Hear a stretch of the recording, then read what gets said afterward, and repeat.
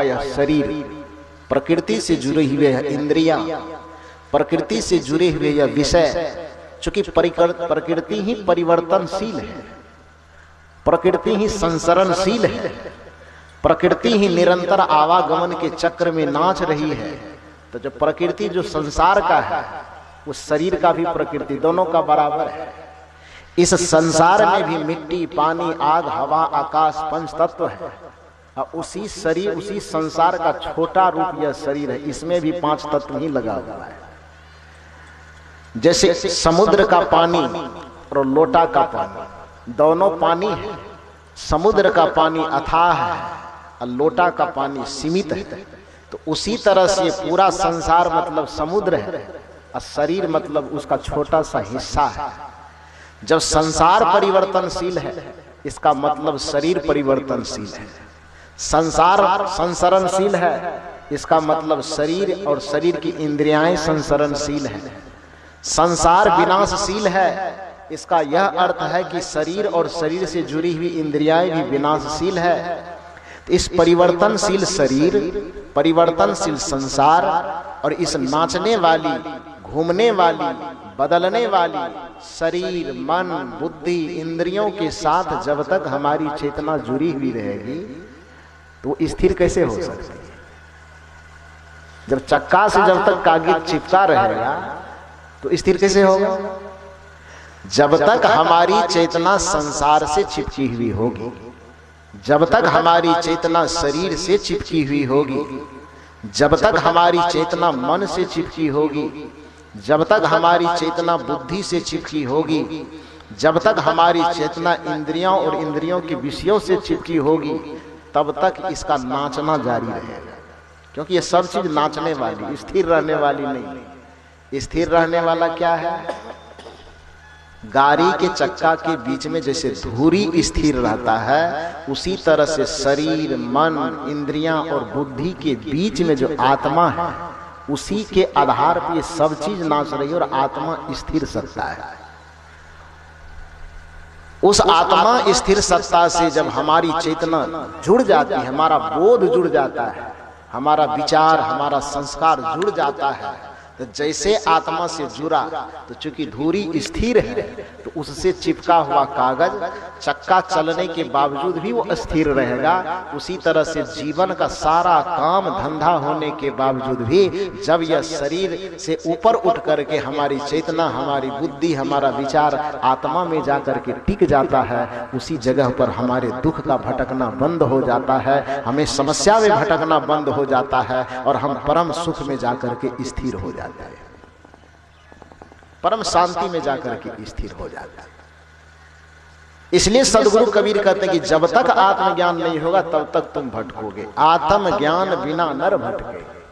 कोई मथुरा, कोई काशी, कोई मंदिर भटक रहा है, कोई मस्जिद भटक रहा है, कोई गिरजाघर भटक रहा है, कोई गुरुद्वारा भटक रहा है, कोई लाल में भटक रहा है, कोई उजला में भटक रहा है, कोई गुरुदेव में भटक रहा है, कोई गुरु महाराज में भटक रहा है, कोई आंख खोल के भटक रहा है, कोई आंख बंद करके भटक रहा है।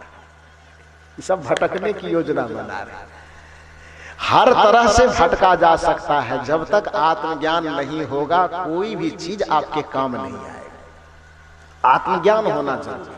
हाँ, आत्मज्ञान होने के बाद आपका आंख खुला हुआ भी है तो भी ठीक है, और आत्मज्ञान होने के बाद आपकी आंखें बंद है तो भी ठीक है। आत्मज्ञान होने के बाद आप मंदिर में बैठे हैं तो भी ठीक है, और आत्मज्ञान होने के बाद आप मकई के खेत में बैठे हैं तो भी ठीक है। आत्मज्ञान होने के बाद आप हल चला रहे हैं तो भी ठीक है, और आत्मज्ञान होने के बाद आप रोड पे चल रहे हैं तो भी ठीक है। आत्मज्ञान यदि नहीं है आपके पास तो आपका मंदिर में बैठना भी निरर्थक होगा, और यदि आत्मज्ञान आपके पास है तो खेत में खुरपी चलाना भी आपके लिए तपस्या बन जाएगा। यही कबीर साहब तो समझाना चाहते हैं। कबीर साहब यही तो कहना चाहते हैं कि सबसे पहले आत्मज्ञान की प्राप्ति कर लो, उसके बाद जीवन का काम धंधा करना।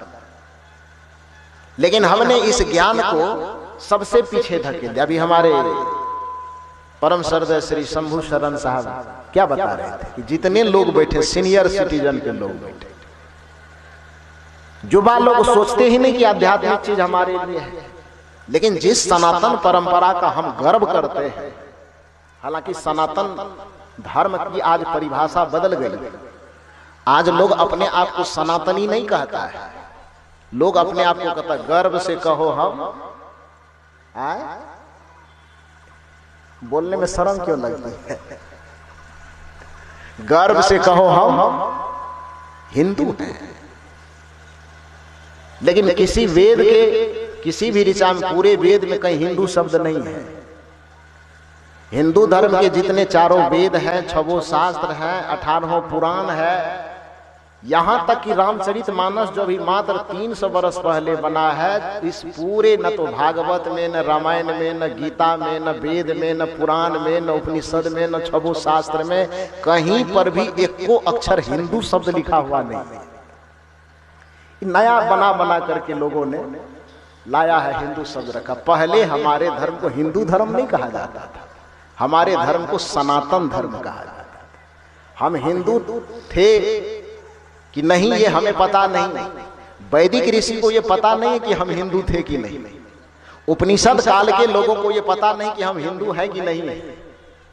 रामचरितमानस का जब तक समय था तब तक भी लोगों को ये पता नहीं था कि हम हिंदू हैं कि नहीं।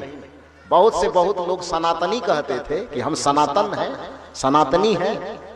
और उसके बाद आगे चल करके जब लोग आगे बढ़ा तो सनातन से आर्य परंपरा हो गई, आर्य अनार्य। कुछ लोग को अनार्य कहा जाने लगा और कुछ लोग को आर्य कहा जाने। जो सनातन परंपरा को मानने वाले थे उन सबों को आर्य कहा गया, और जो सनातन परंपरा से अलग संबंध रखता था, जैसे मुस्लिम हो गया, ईसाई हो गया, फलाना फलाना जो भी हो गया, उसको अनार्य कहा जाता। आवाज गड़बड़ा गया, ठीक करो। ये काम तुम्हारा नहीं भैया, हम क्यों करें बताओ? तुम्हारा भी तो कान है, सुनना चाहिए ना कि आवाज खरबर हो रहा है, क्या हो रहा है। इसकी आवाज को बोल्ड कीजिए थोड़ा। बोलिए सदगुरुदेव की। तो पहले हम सनातन धर्मी थे। सनातन धर्म से आगे बढ़ते बढ़ते बढ़ते बढ़ते लोगों के मन में नया कुछ करने का होता ही है। तो सनातन के बाद दूसरा चैप्टर में हम आर्य बने, और हमसे अलग जो विचार रखता था उसको हमने अनार्य कहा, आर्य और अनार्य। लेकिन 300 वर्ष के इस्लाम और अंग्रेज का जब वर्चस्व हुआ देश पर, उसके बाद धीरे धीरे धीरे धीरे धीरे धीरे सिंधु घाटी सभ्यता का जब उदय हुआ, तो सिंधु घाटी सभ्यता के उदय बाद सिंधु नदी के किनारे बसे रहने के कारण लोग हिंदू कहलाना शुरू कर दिए। और धीरे धीरे धीरे धीरे हिंदू शब्द इतना प्रचलित हो गया कि सनातन तो लोग भूल ही गया, आर्य भी क्या होता है उसको भी भूल गया, आर्य भी पीछे छूट गया, सनातन भी पीछे छूट गया। और आज मुट्ठी बांध के कहता है, गर्व से कहो हम। वेद वाला ऐसा कभी नहीं कहा, उपनिषद वाला ऐसा कहीं हम पढ़ते हैं। आप ये मत समझिए कि कबीर पंथ में सब लोग जो खाली खंजरिए पीटने वाला होता है, जैसा आप लोग जानते हैं, मानते हैं। दूसरा पंथ वाला समाज में क्या कहता है जानते हैं? हे हो कबीर पंथी में सब खंजरिए पीटे वाला सब कहता है ना। कबीर साहब के नाम से 2-4 बातें ऐसी भ्रम फैलाई जाती है लोगों के दिमाग में। और जब कबीर साहब थे तब तो उसके नाम से लोग भ्रम फैलाते ही फैलाते थे। आज तक उसके नाम से भ्रम फैलाना लोग नहीं छोड़ा है। एक भ्रम फैलाता है, कबीर साहब केकरो नहीं माने छे, नहीं धर्म माने छे, नहीं मंदिर माने छे, नहीं मस्जिद माने छे, नहीं देवी माने छे, नहीं देवता माने छे। कहे छे ना कि कबीर साहब देवी नहीं मानता है, देवता नहीं मानता है, कबीर साहब धर्म नहीं मानता है, कबीर साहब ईश्वर नहीं मानता है, कबीर साहब परमात्मा नहीं मानता है। मतलब कबीर साहब को नास्तिक सिद्ध करने में लोग लगे हुए। प्रचार करता है, दूसरा मत पंथ से जो जुड़ा हुआ लोग प्रचार करता, ठिका ले लिया है प्रचार करने का कि कबीर साहब को कैसे नीचा किया जाए, कबीर पंथ के लोगों को, कबीर के विचारधारा को कैसे दबाने की कोशिश की जाए, इस कोशिश में कबीर साहब के नाम से जबरदस्त भ्रम फैलाने की कोशिश की जाती है। लेकिन मैं या मेरे जैसे जितने महात्मा बैठे हुए हैं, आज कान खोल करके सुन लीजिए, कबीर साहब न मानने के लिए कुछ नहीं कहते। कबीर साहब सिर्फ इतना कहते हैं, जो भी तुम मानते हो विचार और विवेक करके उसको मानो। कबीर साहब ये नहीं कहते कि ईश्वर नहीं है। कबीर साहब कहते ईश्वर है, किंतु ईश्वर के नाम पर बहुत सारा जो घोटालेबाज लोग खड़ा है, ईश्वर के नाम पे जो अनेकानेक बखेरा खड़ा कर दिया गया है, उस ईश्वर को मत मानो। अब जैसे 1000, 500, 2000 का नोट चला है, तो असली के साथ नकली नहीं चला है कि असली के साथ नकली चला है ना? तो जो असली के साथ नकली चला है, और हम आपको सावधान करें कि देखिए बाजार में जो है ना हजरिया पसैया का नकली चला है, वो नकल से सावधान रहिएगा। तो हम हजरिया पसैया के विरोध कर रहे हैं। हम क्या कर रहे हैं? हम केवल आपको सजग कर रहे हैं, हम आपको सावधान कर रहे हैं कि देखिए 500, 1000 रुपए नोट के चक्कर में, असली के चक्कर में जो नकली का प्रचार हो रहा है, हम सरकार, समाज इसी बात से आपको सावधान करना चाहता कि असली के चक्कर में कहीं नकली में नहीं फंस जाइए। इतना ही नहीं कहते हैं। कबीर साहब भी तो यही कहना चाहते। वो कब कहते हैं कि धर्म को मत मानिए, धर्म को मानिए, लेकिन धर्म के नाम पर जो धर्म का नकली रूप पाखंड लेकर के आया है, कबीर साहब कहते उसको मत मानिए। कबीर साहब ने कब कहा कि किसी देवी को मत मानिए, किसी देवता को मत मानिए, किसी ईश्वर को मत मानिए, किसी परमात्मा को? किसने कहा है? कहां लिखा हुआ है कि नहीं मानिए? हर जगह कबीर साहब ने मानने की बात कहा है। कबीर साहब ने कब कहा है कि राम को मत मानिए? कबीर साहब की एक साखी सुनिए। कबीर साहब कहते हैं कि कस्तूरी कुंडली बसे, मिर्ग ढूंढे बन माही, ऐसे घट घट राम है कहा कि नहीं कहा? क्या कहा? कान के गुजू निकालिए ना थोड़ा सा बढ़िया सा, मुड़ी झुला के क्यों बोल रहे हैं? है मैंने हाँ होता है कि है मैंने नहीं होता है मैंने हाँ कि है मैंने ना है? हाँ नहीं छाया। कबीर साहब कहते हैं कस्तूरी कुंडली बसे, मिर्ग ढूंढे बन माही, ऐसे घट घट राम है, दुनिया जानत नाही। वो है मैंने हाँ है कहा कि नहीं है कहा? क्या कहा? सब घट मेरो साइया, सुनी सेज न को। हर घट में मेरा परमात्मा, साई मैंने परमात्मा, साई मैंने ईश्वर। सब घट मेरो साइया, सुनी सेज न कोई। ऐसा कोई सेज नहीं है जिसमें परमात्मा बैठा हुआ नहीं है। सब घट मेरो साइया, सुनी सेज न कोई। अब बलिहारी वही सेज की, जाघट परगट होय। तो कबीर साहब कखनी कहल गई नहीं छे परमात्मा? कबीर साहब किस समय कहे कि राम नहीं है? कबीर साहब ये नहीं कहते कि वेद बुरा, वेद को मत मानो, कबीर साहब ने कभी नहीं कहा। बल्कि कबीर साहब इतना कहते कि वेद को मानने से पहले वेद को हाथ में लो, अब विचार करो। यदि वेद के विचार अच्छे हैं, विवेक और तर्क की कसौटी पर ठीक जंचता है, तो उस वेद को हृदय से लगा लो। और वेद के जो वाणी तुम्हारे बुद्धि, विचार और विवेक के खिलाफ जाता हो, तो ऐसे वेद को गंगा नदी में जाकर के फेंक दो। ऐसे वेद से तुम्हें कोई जरूरत नहीं। तो वेद का विरोध कहां हुआ? कबीर साहब ने मंदिर का विरोध कब किया? कबीर साहब ने मस्जिद का विरोध कब किया? मंदिर की भी आवश्यकता समाज के पास है, मंदिर में जाने की भी आवश्यकता है, धर्म ग्रंथों को पढ़ने की भी आवश्यकता है, धर्म ग्रंथों की भी आवश्यकता है। देवी सत्य है, देवता सत्य है, ईश्वर सत्य है, लेकिन देवी और देवता के नाम पे अलूल जलूल को खड़ा करके बकरी पाठा को खाटने का जो अड्डा आप बना देते हैं, कसाई खाना, तो कबीर साहब को ऐसे देवी देवता को झाड़ू लेके बुहारना पड़ेगा। पड़ेगा नहीं जी। गलत आप करते हैं और गलत कबीर को बनाते हैं। कल्पना कीजिए, आप जितने माई बैठे हैं, मेरे पिता तुल्य बुजुर्ग बैठे हुए हैं, भाई बैठे हुए हैं, बहन बैठी हुई है, विचार कीजिए, देवी की चाहे काली की चाहे दुर्गा की हम आराधना करते हैं, एक मंत्र का जप करते हैं, या देवी सर्वभूतेषु शक्ति रूपेण संस्थिता नमस्तस्यै नमस्तस्यै नमस्तस्यै नमो नमः। ये मंत्र हम ठीक बोलेगी गलत बोले? ये मंत्र जो हम बोले ठीक बोलेगी गलत? जब आप तुम लोग दो बड़ा पीछे पीछे भागती हो तुम ही लोग डलिया फूल लेके, ये अपना बच्चा को जरा सा बुखारो लग जाता तो हे दुर्गा मैया ठीक हो जाते तो पठवा चढ़े। अपना बच्चा के बुखार तक से तकलीफ है, दूसरे बच्चा के गला को छटाक से काट देते हैं, खून की नदी बहने लगती, उसका दर्द नहीं लगता है।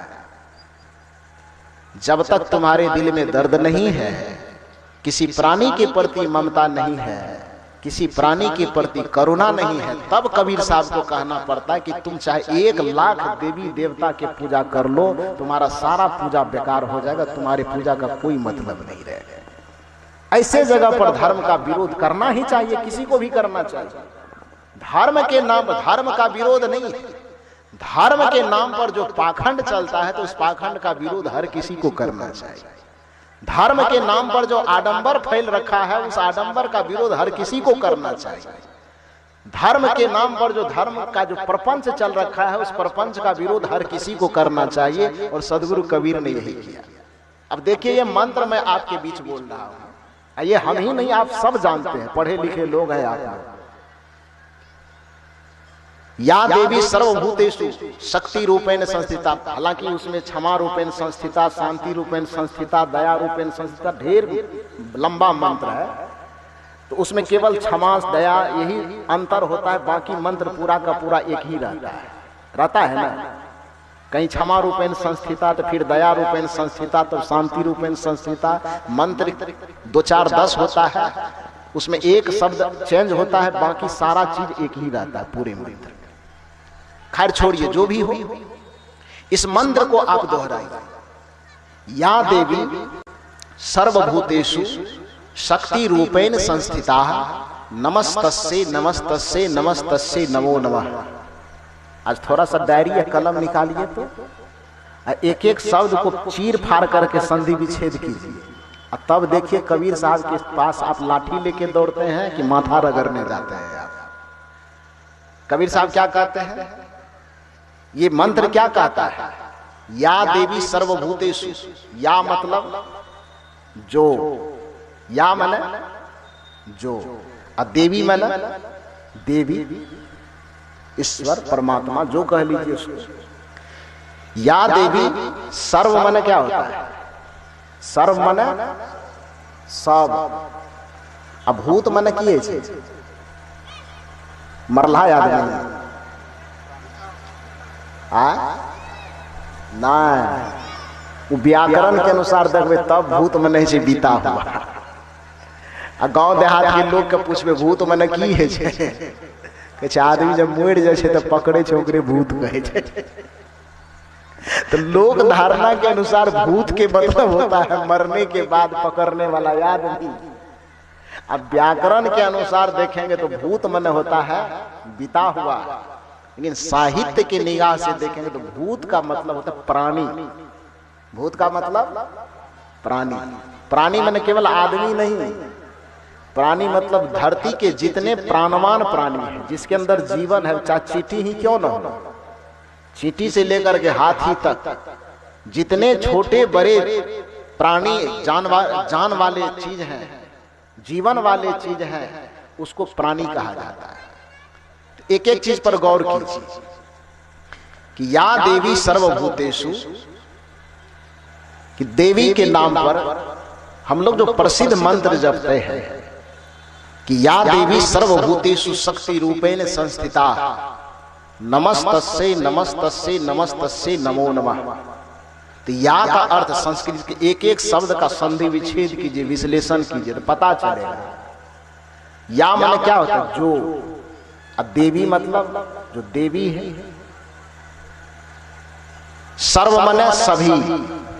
अब भूत मतलब प्राणी होता है, जिसके अंदर जीवन हो, जिसके अंदर सजीवता हो, जिसके अंदर सुख और दुख को अनुभूति करने की क्षमता हो, उस सबको प्राणी कहा जाता है। चाहे चींटी ही क्यों ना हो, कि हाथी ही क्यों ना हो, आदमी हो, पशु हो, पक्षी हो, सब प्राणी के अंतर्गत आता है। कि सब में जीवंतता है, सब में चेतना है, सब में सुख दुख को अनुभव करने की क्षमता है, इसलिए उसको भूत कहा जाता है। संस्कृत में भूत कहा जाता है और हिंदी में उसका अर्थ, भूत का अर्थ होता है प्राणी। तो यहां पर है या देवी सर्वभूतेषु, भूत में येषु बहुवचन जुटा हुआ है। प्राणी का बहुवचन प्राणियों, प्राणी एक वचन, अब प्राणियों माने बहुवचन। तो या देवी सर्वभूतेषु, जो देवी सभी प्राणियों में, ध्यान दीजिए मेरी बात को सुनिए, बड़ा कबीर साहब को लतारे हैं आप। ये आज बताइए कि कबीर साहब आपको कहना क्या चाहते हैं। मंत्र क्या कह रहा है? या देवी सर्वभूतेषु, जो देवी सभी प्राणियों में, किस रूप में? शक्ति रूपेण संस्थिता नमस्तस्यै नमस्तस्यै नमस्तस्यै नमो नमः। कि जो देवी सभी प्राणियों के हृदय में शक्ति के रूप में, क्षमा के रूप में, दया के रूप में, शांति के रूप में विद्यमान है, उस देवी को मैं नमन करता हूं, नमन करता हूं, नमन करता हूं। और जिसके सामने बैठ करके हम ये मंत्र जप रहे हैं, जिस देवी के सामने बैठ करके, वो देवी में प्राणी लगा हुआ है कि पदार्थ लगा हुआ है? क्या लगा हुआ है?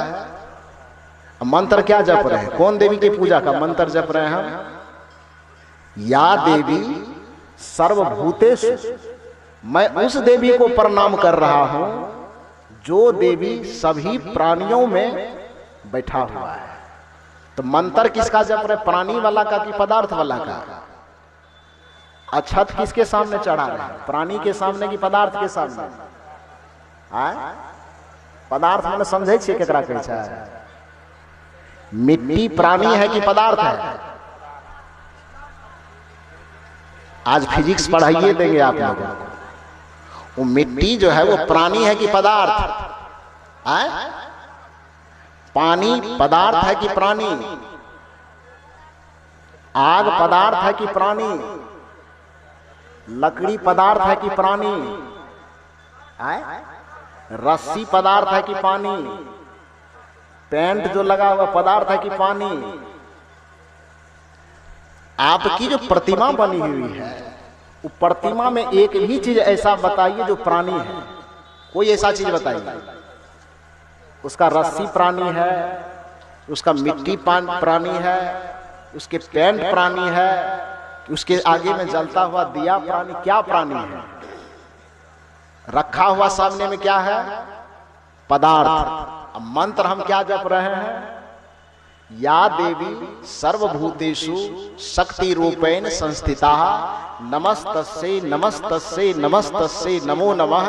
कि जो देवी, मैं उस देवी को नमन कर रहा हूं, मैं उस देवी की पूजा कर रहा हूं, मैं उस देवी को नमस्कार कर रहा हूं जो देवी सभी प्राणी में विद्यमान है। तो पूजा कर रहे हैं प्राणी वाला का, अच्छा चढ़ा रहे हैं पदार्थ वाले।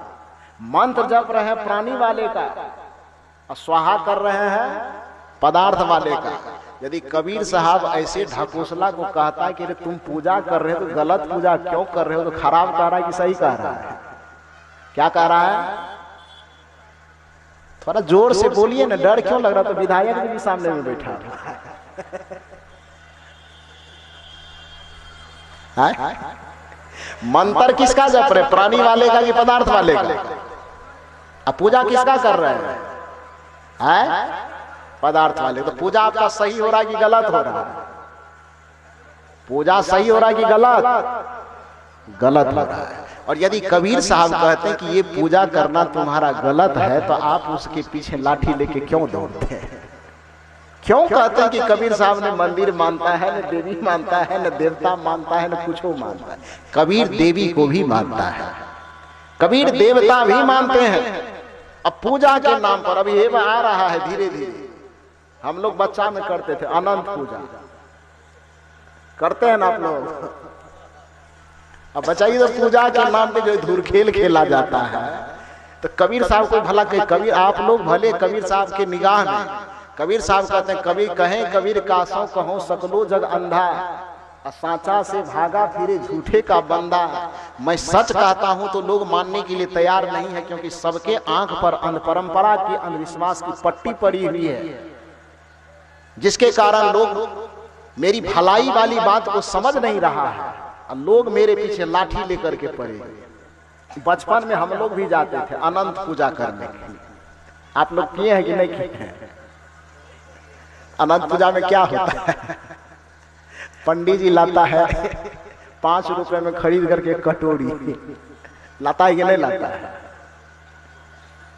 और उसमें 500 ग्राम नहीं अटेगा, 100 ग्राम उसमें दूध डाल देता है, आधा चम्मच 2-4 चम्मच उसमें पानी मिला देता है, पाभरो नहीं पूरेगा, 200 ग्राम सब मिला करके नहीं पूरेगा।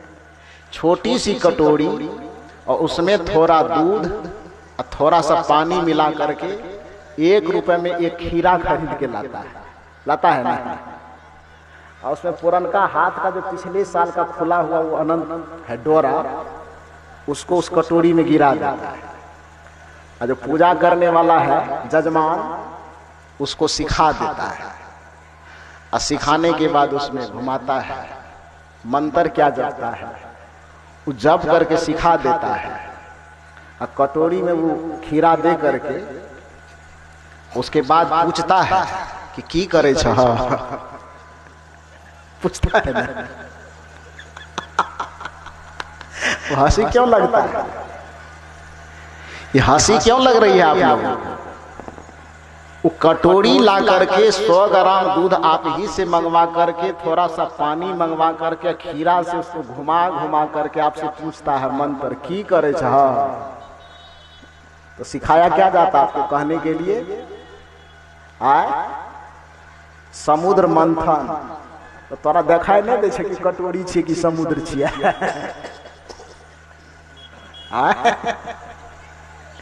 जिंदगी में कभी समुद्र देखे हैं कि नहीं देखे हैं? कैसा होता है समुद्र, कैसा होता है देखे हैं?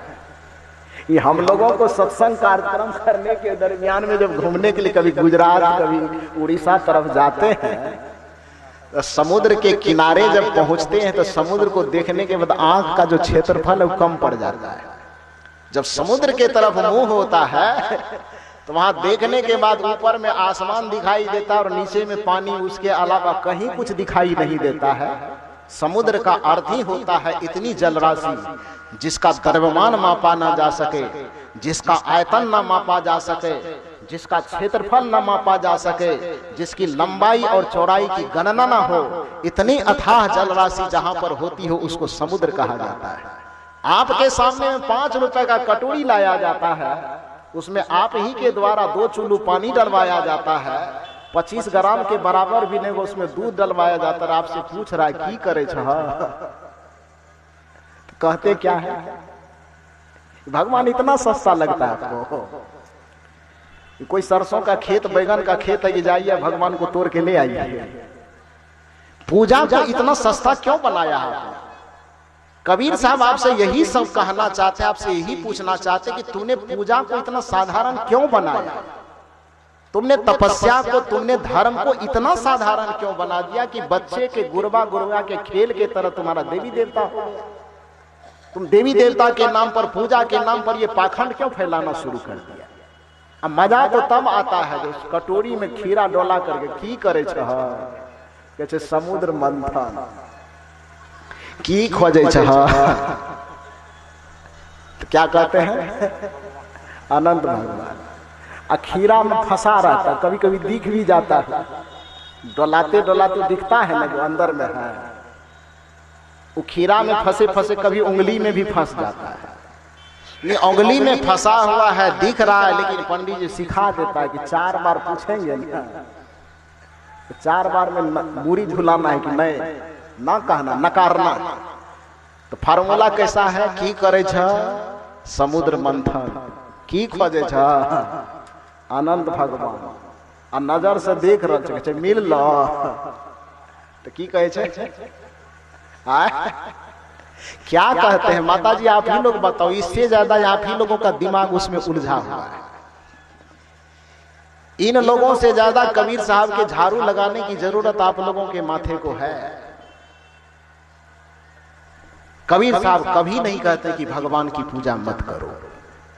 कबीर साहब ने कभी नहीं कहा है कि देवी की पूजा मत करो। कबीर साहब ने कभी नहीं कहा है कि मंदिर को मत मानो। कबीर साहब ने कभी नहीं कहा है कि धर्म को मत मानो। कबीर साहब केवल इतना कहा है कि धर्म के नाम पर जो पाखंड है उसको मत मानो। कबीर साहब ने सिर्फ इतना कहा कि धर्म के नाम पर जो अंधविश्वास है उसको मत मानो।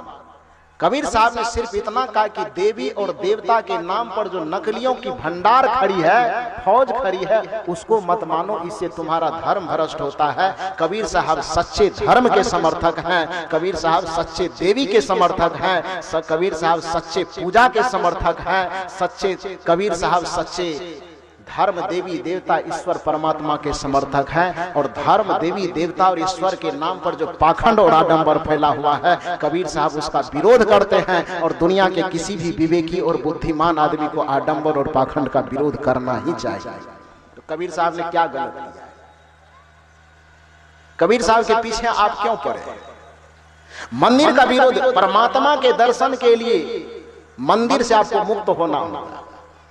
सच्चे परमात्मा की अनुभूति के लिए आपको पूजा को पीछे छोड़ना होगा, पाठ को पीछे छोड़ना होगा। ये मैं नहीं कह रहा। चलिए रामचरितमानस के प्रसंग के पास। क्योंकि रामचरितमानस हमारे सनातन धर्म का एक बड़ा ही मनोरम ग्रंथ है। उसके कुछ चौपाइयों को पढ़े लिखे अनपढ़ लोग भी जानते हैं। दो चार चौपाई तो हर किसी के जुबान पे रहती है। रामचरितमानस प्रायः लोगों के दिल दिमाग को प्रभावित करता है। रामचरितमानस के एक प्रसंग को याद कीजिए कि परमात्मा की अनुभूति के लिए, आत्मज्ञान की प्राप्ति के लिए आपको मंदिर, मस्जिद, पूजा पाठ से ऊपर कितना उठ जाना होगा, उसको कितना पीछे छोड़ देना होगा। रामचरितमानस का यह प्रसंग बताता है, जो प्रसंग मैं अभी आपको कह रहा हूं। कौन सा प्रसंग है? जिस समय सीता जी के विवाह की घोषणा हुई और राजा जनक ने यह शर्त रख करके पूरे संसार में, पूरे आर्यावर्त में निमंत्रण फैलाया कि मेरी पुत्री जिस धनुष को उठा करके लिपाई पोताई करती थी, पूजा पाठ करती थी, उस धनुष का जो धनुष तोड़ देगा, जो धनुष को उठा देगा, उस व्यक्ति के साथ सीता जी का शुभ विवाह कर दिया जाएगा। वो समय आ गया। कल अब वह कार्यक्रम होने वाला, स्वयंवर होने वाला है। कल आज शाम में विश्वामित्र जी के साथ राम और लक्ष्मण जनकपुर पहुंचते। राम और लक्ष्मण अयोध्या में नहीं थे, वो गुरु वशिष्ठ के साथ जंगल में थे ना। तो जैसे ही सूचना मिली, गुरु वशिष्ठ को सूचना मिली, निमंत्रण मिला होगा, गुरु वशिष्ठ चले। तो चूंकि शिष्य के रूप में भी राम और लक्ष्मण है, राजा दशरथ के भी पुत्र नहीं है, अयोध्या में रहते तब ना उसके पुत्र रहते। तब गुरु जी को निमंत्रण मिला, तो शिष्य है तो उनके साथ तो जाना उनका धर्म है। तो गुरु विश्वामित्र के साथ राम और लक्ष्मण दोनों साथ साथ चले, जनकपुर पहुंच गए। राजा की अपनी व्यवस्था थी, सबको ठहराने के लिए अलग अलग तरीके थे। कोई मंत्री आ जाए, कोई राजा आए तो उसको ठहराने का विधान अलग था। कोई ऋषि, कोई महात्मा आ जाए, उसको ठहराने का विधान अलग था। तो चूंकि विश्वामित्र ऋषि है और उसके साथ में दो राजकुमार हैं, युवक हैं, तो उन लोगों को ठहराने के लिए राजा जनक ने एक वाटिका में ही व्यवस्था कर रखा था। उस वाटिका में एक बहुत बढ़िया महल कुटिया बनी हुई थी। उसी कुटिया में विश्वामित्र जी ठहरे और उसके साथ में राम और लक्ष्मण ठहरे। सुबह जब हुआ, आज स्वयंवर होने वाला है, तो सीता जी की माता सीता जी को बुलाती है और सीता जी से कहती कि देखो बेटी, तुम्हारे जीवन का बहुत बड़ा कार्य आज संपन्न होने वाला है।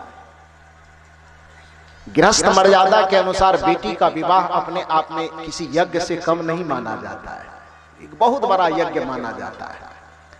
सीता जी की माता ने कहा कि आज तुम्हारे जीवन का बहुत बड़ा कार्य संपन्न होने वाला है, इसीलिए जाकर के वो जो वाटिका में मंदिर है, ये कथा सब लोग जानते हैं, सुने बहुत दिन है, लेकिन इस पर विचार नहीं किया। आज इस पे विचार करना है। आज आपको इसी कथा को हजारों बार सुने हैं, लेकिन आज इस कथा को कबीर साहब के चश्मे से आपको देखना है कि ये कथा कहना क्या चाहता है। सीता जी को उसके माता बुला करके कहते हैं कि जाओ भगवान से प्रार्थना करके अपने मन में जो जो कामना तुम्हारे आगे के भविष्य के लिए, आगे के जीवन के लिए हो, भगवान से वो सारे वरदान मांग लो, अपनी मनोकामना उसके सामने रखो, और तब फिर विवाह होगा तो आगे का भविष्य तुम्हारा अच्छा होगा।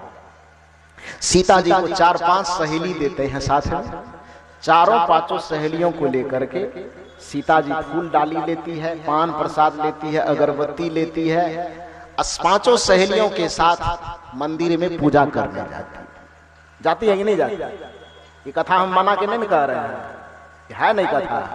तो जब मंदिर जाती है, उसके बाद वो बगीचे में फूल तोड़ती, फुलवारी में फूल तोड़ती है और मंदिर में प्रवेश कर जाती है, अगरबत्ती जला करके, फूल वगैरह चढ़ा करके, और भगवान की प्रतिमा के सामने आंख बंद करके बैठी हुई है, पूजा कर रही, स्तुति कर रही।